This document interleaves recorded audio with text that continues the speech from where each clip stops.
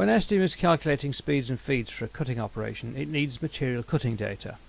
This is held in resources, materials.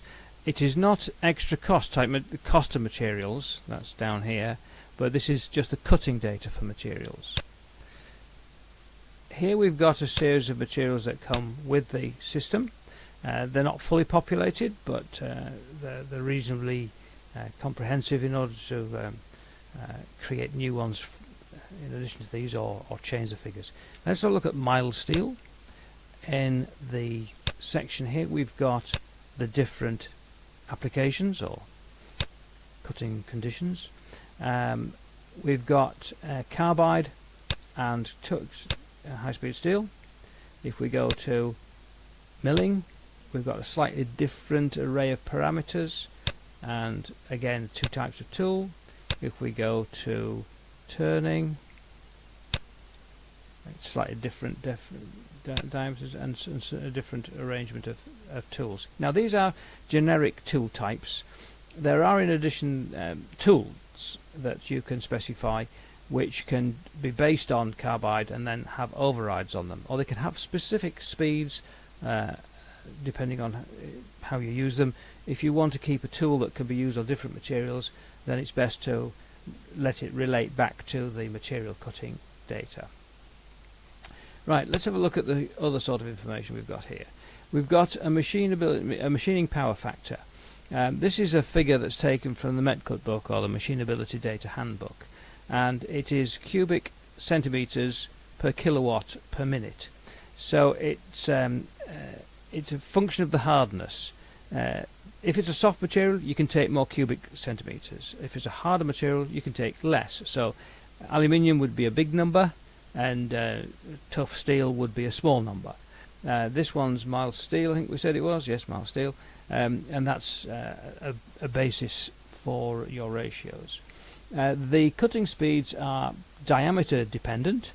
On turning, the diameter is not too critical, but if you go to, say, drilling, then as the diameter increases, the feed rate increases.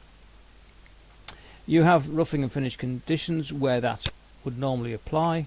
So we've got here milling for any diameter, it's cutting speed of 180 meters a minute, 0.2 feed per tooth, because on a milling cutter there could be a number of different number of teeth. And you've got finishing conditions where it's going slightly faster, feed rate's the same. Again, when you pick out a tool, the tool can have an override in it. So you've got lots of different applications, and the parameters are given here. Now it may be that you want to create a new material.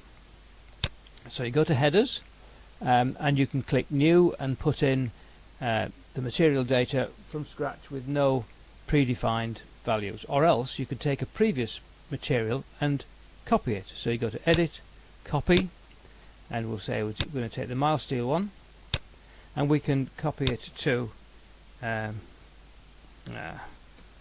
mild steel 2, and we can put in the ratio of the power factor. So say it's a harder material, so we've got to have a smaller number, so we'll say it's 0.85. The depth will leave the same. The speed will reduce that to 75% of the previous one, and the feed rate will leave the same. So if you now click OK, it's now created mild steel 2, and there are the cutting conditions. Here we had 97.